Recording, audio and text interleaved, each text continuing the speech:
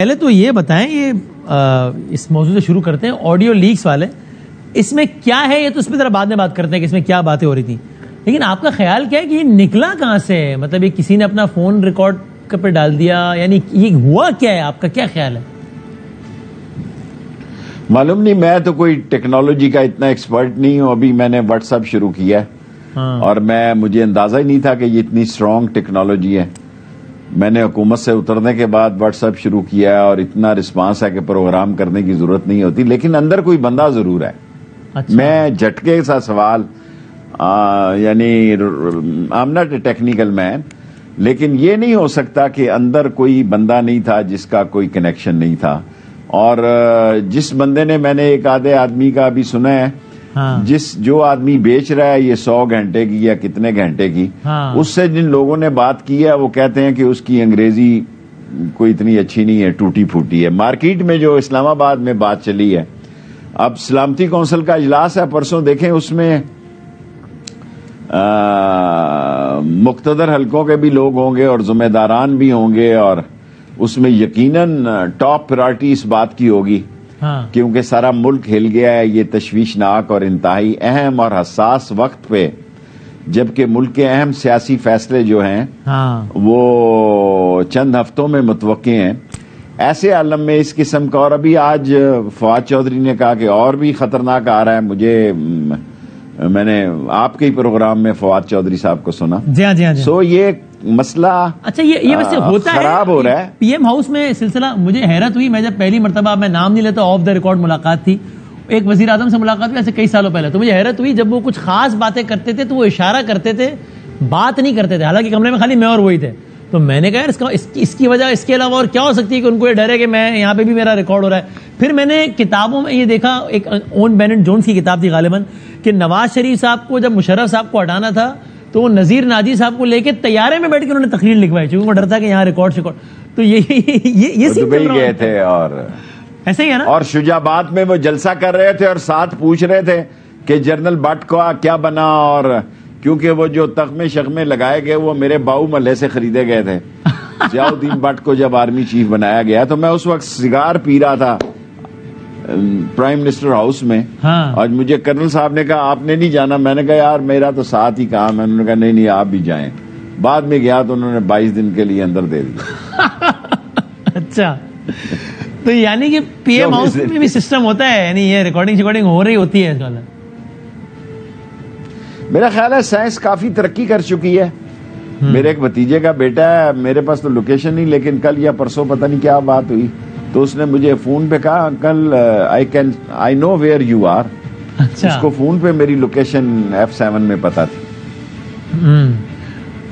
آپ کو اپنے والے کا پتا چلا؟ وہ تو آپ کا بھی ایک آئی تھی آڈیو، تو وہ کس طرح کیا ہوا تھا، اس کو کچھ معلوم ہوا آپ کو؟ میں نے نہیں کیا، میری تو ساری آتی رہتی ہیں، آئی گئی. میرا کوئی سیاسی مسئلہ نہیں تھا، اور مجھے پتا ہے جنہوں نے کی وہ جو کیے، میں اللہ کی راہ میں معاف کرتا ہوں. اس میں بھی کوئی اندر کا آدمی سزا دی. میں نے اس دن فواد چودھری کو کہا کہ میں تیرے چچا کو بھی معاف کرتا ہوں، اس نے مجھے 7 سال قید کی تھی. تو یہ ویسے یہ جو کچھ بھی اس آڈیو میں اب تک آیا ہے، کیا آتا ہے وہ تو دیکھیں گے. اب تک جو آیا ہے وہ کچھ ڈیمیجنگ ہے، یا آپ کے خیال میں جس طرح پچھلی آڈیوز آئی تھیں 2 دن پروگرام ہوئے، تیسرے دن کم ہو گیا، چوتھے دن بھول گئے، وہی والا سسٹم ہے اس میں بھی؟ ہوتا تو ایسے آنی بھی نہیں چاہیے، یہ کوئی اچھی بات تو نہیں ہے. صحیح بات. لیکن کوئی ایسے نظر آتا ہے، اس کی ٹائمنگ بڑی اہم ہے. اگر یہ پلان کے ساتھ ہے تو اس کی ٹائمنگ بڑی اہم ہے، کیونکہ کل پرسوں سے، کل جو گزرا ہے، پاک اسلام آباد میں سیاست تیز ہو رہی ہے، اور یہ مہینے 1.5 مہینے 45 دن اکتوبر نومبر 10-15 تک یہ سیاست فائنل ہونے جا رہی ہے، ادھر ہونی ہے یا ادھر ہونی ہے. اسلام آباد میں بڑی گہما گہمی ہے سیاست میں، اور بڑی ہی گرم جوشی ہے سیاست میں ہر طرف اور ہر طرح سے. اور اب اسحاق ڈار آئے ہیں، گئے بھی پرائم منسٹر کے جہاز میں تھے، بھی پرائم منسٹر کے جہاز میں رہے. اور مجھے اچھا یاد ہے جب مرحوم میاں شریف صاحب کے، یہ منشی تو نہیں کہنا چاہیے، اکاؤنٹنٹ کہنا چاہیے، اتفاق فاؤنڈری کے اکاؤنٹنٹ تھے، اور جب یہ آئے تو انہوں نے مجھے ریپلیس کیا منسٹر آف انویسٹمنٹ سے، جہاں سے اصل لڑائی شروع ہوئی. ہاں جی، میں منسٹر آف انویسٹمنٹ تھا، تو اسحاق ڈار صاحب نے مجھے ریپلیس کیا. میرے پاس اور بھی عہدے تھے لیکن یہ عہدہ ان کو دیا گیا. یہ ان کی پہلی انٹری تھی مجھ سے لے کے. اور مفتہ صاحب کو میں کہتا تھا تمہارا دوبارہ مفتہ لگ گیا, لیکن یہ جو حالات جا رہے ہیں جی اکانومی کے, اور کوئی اسحاق ڈار اکانومسٹ نہیں ہے معذرت کے ساتھ, یہاں سارے اکانومسٹ ڈوب گئے آ کے, اور کوئی مشکل سے ہی میرا خیال ہے شوکت ترین اور حفیظ شیخ سمیت سب ڈوب گئے. بجلی, گیس, بے روزگاری اور مہنگائی پر قابو پا سکے گا. اسی لیے مجھے نظر آ رہا ہے کہ 45 دنوں میں فیصلے ہو جائیں گے. اوکے. نواز شریف نہیں آ رہا ابھی, نواز شریف نہیں ابھی آ رہا. اس نے جب سعودی عرب گیا تھا تو اس وقت تک نہیں آیا جب تک کہ شہباز شریف نے اسے بالکل کلیئر نہیں کر دیا تھا. اس وقت شہباز شریف نے بریگیڈیئر نیاز صاحب کے ذریعے اور ڈی جی صاحب کے ذریعے اور دوسرے لوگوں کے ذریعے سارے معاملات چلائے.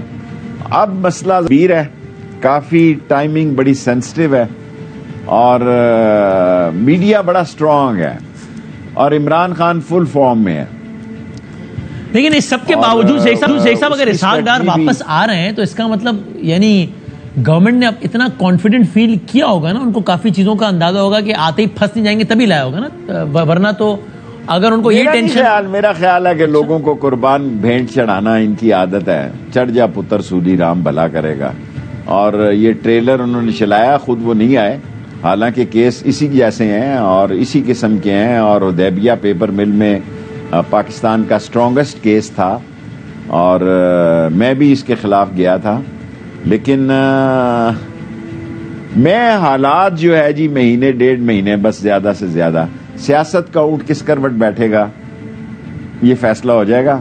اتنی گمبھیر سیاست اور لوگوں کی اتنی پریشانیاں اور مسائل, اور میں آپ کے سامنے عرض کرنا چاہتا ہوں کہ میرے اپنے حلقے میں ہم پرانے آبائی رہنے والے لوگ ہیں, 70-75 سالوں سے گلیوں محلوں میں, وہاں لوٹ مار شروع ہو گئی ہے, حتیٰ کہ دودھ اور دہی کی دکانیں تک لٹ رہی ہیں. لوگ پرچے نہیں کرا رہے, وہ کہہ رہے ہیں جی کیونکہ آپس میں محلے داری ہے, اپنے محلے کے ہی بچے پکڑے جا رہے ہیں اور بڑے بڑے شرفاء کے بچے پکڑے جا رہے ہیں. سو یہ ماحول میں نے نہیں سوچا تھا. میں اسے سب لوگوں کو بتاتا ہوں کہ حالات جو ہے, بڑے بڑے لوگوں نے تو 10 روپے سیلاب میں نہیں دیے. ہمارے ہاں تو سیلاب بھی نہیں آیا, انہوں نے تو اپنا گاڑی کا 1000 روپیہ ٹول ٹیکس بھی معاف کرایا جی. اور سر جی میں لال حویلی میں بیٹھنے کی پوزیشن میں 16 دفعہ وزیر بننے کے بعد اب اپنے آپ کو بھی میں اس پوزیشن میں نہیں دیکھ رہا کہ لوگ بجلی کا بل لے کے آتے ہیں, یہ ممبر جائیں گے الیکشن لڑنے تو ان کو پتہ لگے گا لوگ پیسے مانگیں گے.